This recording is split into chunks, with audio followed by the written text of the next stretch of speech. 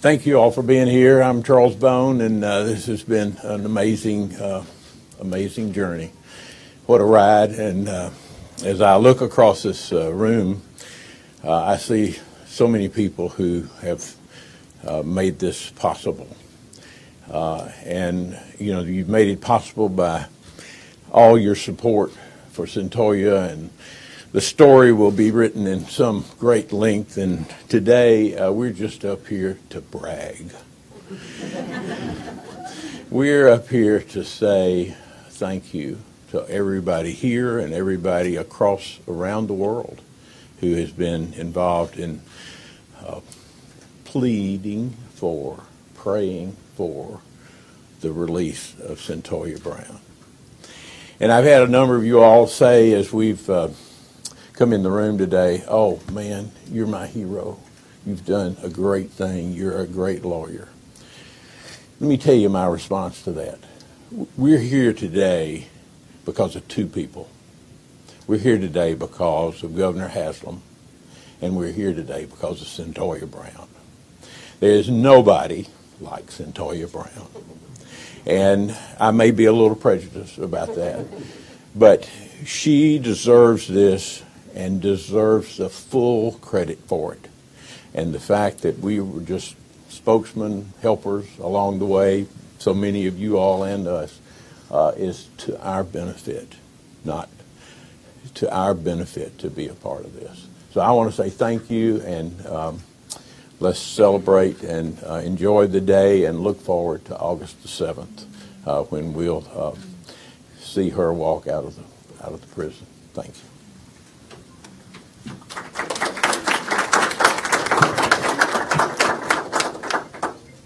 I'm Houston Gordon. I'm one of the lawyers involved in representing Cyntoia.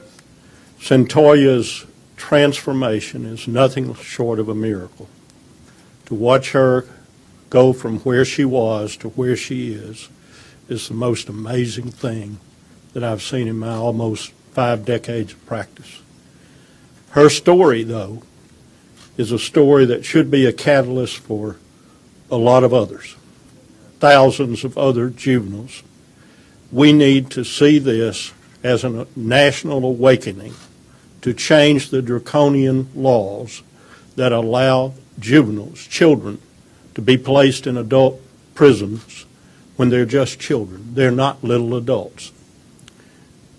We should see this as a clarion call for all of us to become more and more involved in children, even before they run into the juvenile justice system. I look forward to seeing Cyntoia keep people out of where she has been. Thank you. It's been a singular privilege of my life to have been involved with Cyntoia Brown. To see her this morning and to see the absolute joy flowing from her, and then to see her give the glory to her Maker was worth it all to me.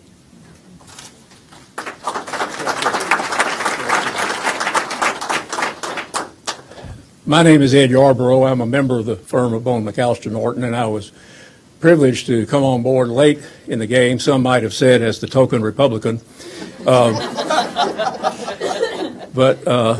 However I got on the team, I'm mighty proud to be a member of that team today, as you can well imagine. Some of you have already seen it, but for those that haven't, I wanted to hold up Exhibit A. This is what a commutation looks like. This is an action by the governor of the state of Tennessee under his exclusive power to commute the sentence of our client from a life sentence, which in Tennessee means 51 calendar years, to a 15-year sentence, which enables her to be released on parole on August the 7th of this year, Lord willing. So what we are celebrating today is a great victory, I think, not only for Cyntoia, but for clemency in the state of Tennessee, where, as you know, our history is not all that good if you go back about 40 years. But I have to give a lot of credit to Governor Haslam for having the wisdom and the compassion to do what he did today. It will not be popular, with everyone in Tennessee, but he did the right thing, and we praise him for that. The only other thing I want to say before I step aside is that this morning, when we met with Cyntoia at the Tennessee prison for women, and we've been out there a number of times before, I said something to her that I really meant, and I want you to hear it because I think in years to come she will probably think about this. I hope she will. I called Cyntoia Brown this morning an ambassador of hope. I believe that by doing what she has done with the help of Lipscomb, the Tennessee Department of Corrections, and the many other valuable helpers in this really amazing case, what she has done is she has provided hope to those that are in prison now and who may, for various reasons, not be able to do what she has done. And they may look at her and say, hey, if I go to school, if I act right out here at the prison, if I do the things that are available to me in terms of training and programs at the prison system in the state of Tennessee, I too might get one of these someday. And that's something that we hope will not only be her heritage, but the heritage of this great governor of ours who has seen fit to do what he did today. And we thank him for that. Thank you.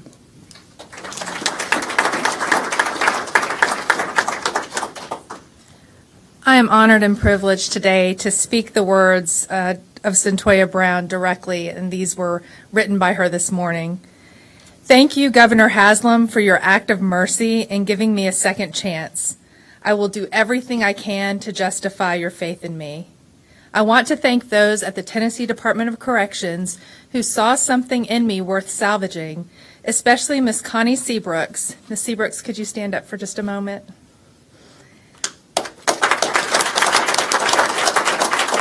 Thank you. For allowing me to participate in the Lipscomb Life program. It changed my life. I am also grateful to those at the Tennessee Department of Corrections who will work with me over the next several months to help me in the transition from prison to the free world. Thank you to Dr. Richard Good and Dr. Kate Watkins. If you two could stand up, please.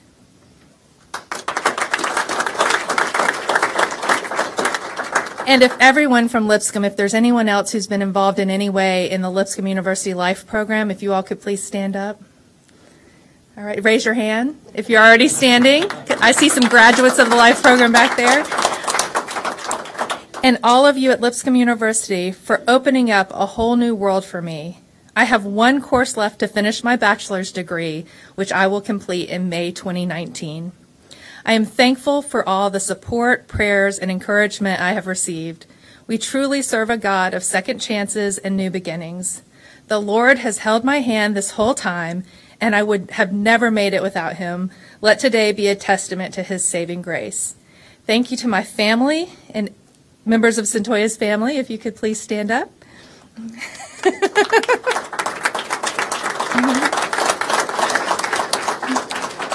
For being a backbone these past 14 years. I'm thankful to my lawyers and their staff. Lawyers and staff? Raise your hand if you're a member of the staff. Anyone here? And all the others who, for the last decade, have freely given of their time and expertise to help me get to this day. I love all of you and will be forever grateful. With God's help, I'm committed to live the rest of my life helping others, especially young people. My hope is to help other young girls avoid ending up where I have been. Thank you.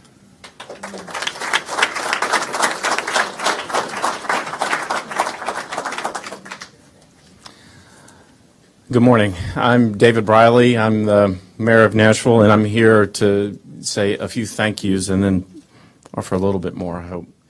I'd like to start by thanking Governor Haslam. It not only took mercy and compassion to reach the conclusion he reached, it took great courage. And I think he needs to be applauded for that courage because not everyone would have had it. I want to thank Judge Patsy Cottrell, and that may seem odd to you, but if she had not invited Charles Bone to see a movie about Cyntoia Brown, The spark that lit the fire that led us to today might never have happened. So thank you, Judge Cottrell. I think I know personally every single lawyer that has represented Cyntoia since the day she was first arrested. And the Nashville Bar should be very proud of all the work that took place to lead to this day, because I don't think that the bar in any other city would have stuck with this case and fought as hard as the Nashville Bar did under these circumstances. I want to thank the law firm of Bone McAllister Norton for letting me practice here and being a cheerleader for Charles Bone and his team as they fought hard on this case. I can't say I ever represented Cyntoia, but I can say that I certainly engaged in a lively conversation or two with Charles as he did. Every other advocate from the city, from the country, from the world that advocated for Cyntoia, I want to say thank you to you as well. And following up on something that Charles said, I want to thank Cyntoia, because today is a moment of redemption for our city. Her circumstances were tragic, and that tragedy is something we can't forget. It led to tragic consequences. But today is a moment in Nashville where we can have a sense of redemption, where we can all be freed from the sins of the past, freed from our sense of imprisonment, and focus on what we can do going forward to prevent these circumstances from happening again in our community. So she has fought hard to give us this moment of redemption. Let's not let it pass with rededicating ourselves to making this city a better place to live. Thank you.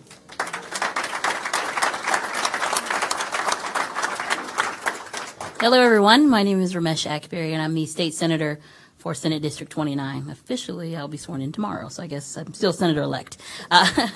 But as a member of the General Assembly, criminal justice reform, particularly juvenile justice reform, has been a real project and passion of mine. When I first heard about Cyntoia Brown, I honestly could not believe that we existed in a state that allowed a young girl, a young lady, to be in a situation that she was in, facing that amount of time in prison.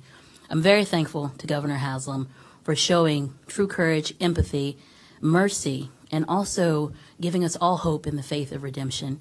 I'm so excited for Cyntoia's future. I know that she will be a shining example of what can happen when we get things right, when we address our juvenile justice law so that other children will not have to be in situations Cyntoia was in. I know she's going to be that beacon. I can't wait to see her in a Senate hearing room testifying in support of others and in support of legislation that will make things better for those that come after her. I'm so thankful for Cyntoia's team and for you all just to allow me to be a small part of this. And the future, the sky is the limit. We're going to bring legislation continually until we pass it. I'm looking forward to being a part of that process so that, again, no juvenile will ever have to face 51 years before the possibility of parole based on a decision that was made on their worst day, and that they are children.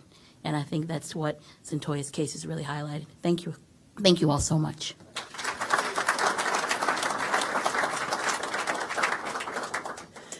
This is a great day indeed. I am Sheila Calloway, and I am the juvenile court judge here in Nashville, Tennessee, Davidson County. And this is a great day. When I think about Cyntoia, and I had the opportunity to meet Cyntoia early on in her life as a former public defender when she was first arrested, and then got to see her as she grew, as she matured, as she became a better person. I had the opportunity to work with Cyntoia even behind the bars. She was a co-teacher with me in my class at American Baptist College. She served on our committee to help with our building improvement fund. She worked with us on a regular basis because she matured, she grew, and she became the wonderful woman that she is. I cannot thank Governor Haslam enough for this bold move that he has made this courageous statement that he has done. And I not only want to thank him for this, but I also want to thank him for making Tennessee recognize what it means to have adverse childhood experiences and what it means to have trauma based on the ACEs that our children suffer. I cannot tell you how often I see I see children every day who have suffered such great trauma, who have suffered through their adverse childhood experiences. But by the grace of God, some of them have gone a different way. But there are some that are the same place that Cyntoia was. But I know children change. Children grow. Children do rehabilitate. And we as a community have to take this statement, not just for Cyntoia, but for all of our children who are in similar circumstances. And I thank Governor Haslam for leading us in that way. Thank you.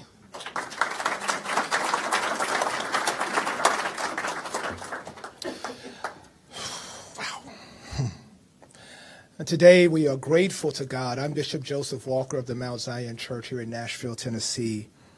I want to personally thank Governor Haslam. I want to thank this extraordinary firm, Bone McAllister Norton, for this Herculean effort and seeing it through. This is an extraordinary moment. And those who have voiced their support for clemency for Cyntoia. And most especially, we are grateful for Cyntoia herself.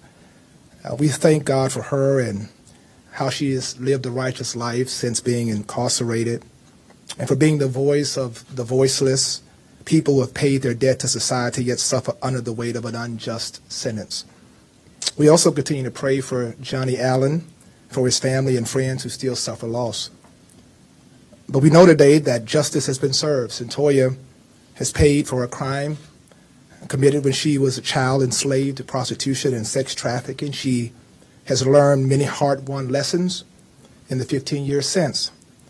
And with God's grace and mercy manifested in a forgiving society, she will do much to make the world a better place in the days to come. I am proud of Tennessee today. And I heartily applaud Governor Haslam for his decision. I know it was a product of intense prayer and deliberation. When I spoke with the governor several weeks ago, asking him to grant Cyntoia clemency, he described to me wrestling with the question of fairness. Why Cyntoia, he asked. Why not someone else in a similar situation? We worked through that together. What we both knew to be the truth of the case, and that while Cyntoia is one person victimized by a system that failed to take into account the world from which she came, she has come to represent so many. She has become the face of an unfair system that has historically dealt much more harshly with black and brown perpetrators of crimes, especially women and young people. So most importantly, we talked about how Cyntoia can become the face of hope, that the system can change. My conversation with the governor was a moral conversation with a moral man, a man who has today taken a crucial step in the right direction of change.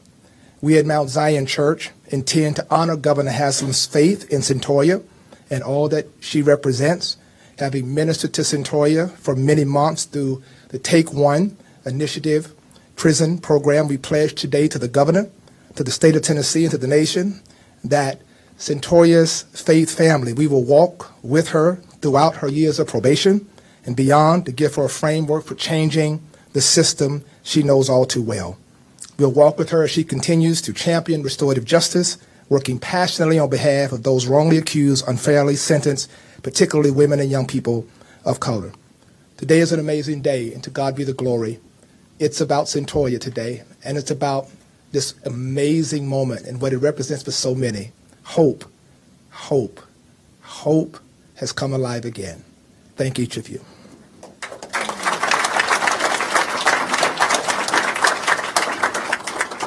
All right, if we have any questions, we'll try and get the right person to answer them. But are there any questions? All right. This is for the folks who met with Cyntoia this morning. What you got next to Mr. Yarborough and Mr. Bowen. Kathy was there. I was Yeah. there. Or whoever was there. What's the question? Describe the emotion she had, the look she had, that's your what question. she did when she realized exactly what would happen. And when, there's still a couple of months left, or several, half year, 20 months. So we walked in, and Mr. Bone immediately told her, "You're getting out in August." And he just put it out on the table. First thing, he led with that. So, but when we walked, the rest of us walked in. Yeah. So she just lit up like with the joy I've never seen before. And I've known Cyntoia since the day after she was arrested, and I've never seen the peace and joy on her face that I saw today.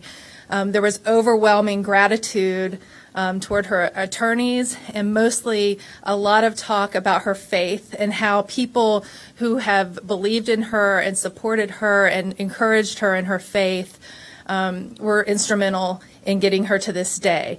She, at one point, one of the members of the team said, "Are you a little disappointed that it's 7 months from now and you're not walking out today?" And she said, "Are you crazy?" She said, "I was supposed to get out when I was 67 years old." And she is excited for the transition period. She is incredibly thankful to Lipscomb University. She's going to be taking her last class for her bachelor's. She'll actually have her bachelor's degree when she exits prison.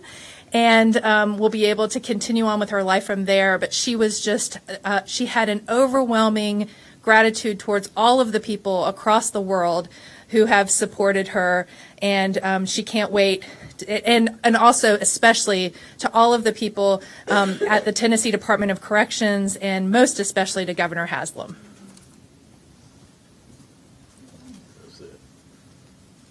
Stacy? Is there a plan right now for her employment when she leaves? Does she have job offers already? I am sure you want to hire her, Mr. Bone. She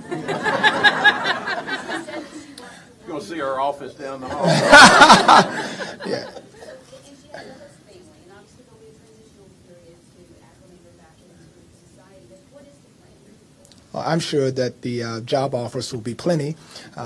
We at our ministry at Mount Zion, I've shared with her personally that she's excited about connecting and getting involved in outreach and those things. And so we've personally made an offer to her to connect and to help her and to employ her and to help her get back on her feet and all those things. And I'm sure this firm has done the same. So it'll be a collaborative effort as it has been to this point. Let's just say it'll probably be a bidding war. We'll win. We'll win. Any other questions? Anita?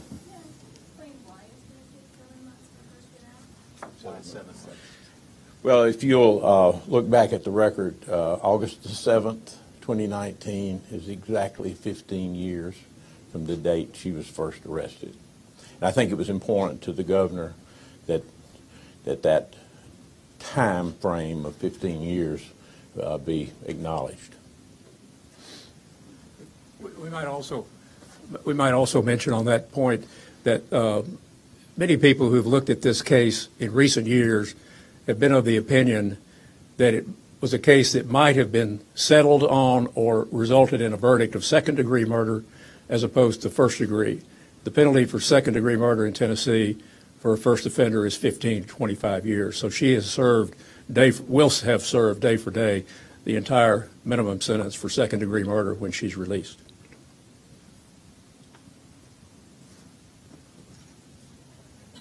Any other questions? All right. Well, thank you, everybody. Well, we've got a conclusion, though. Come up here, All right. Judge Calloway. Judge Calloway is going to lead us in a song. So, You ready? You ready? yeah, we're ready. I believe the children are our future. And let them lead the way. Show them all the beauty they possess inside. Give them a sense of of pride to make it easier. Let the children's laughter remind us how we used to be. All right, I'm done.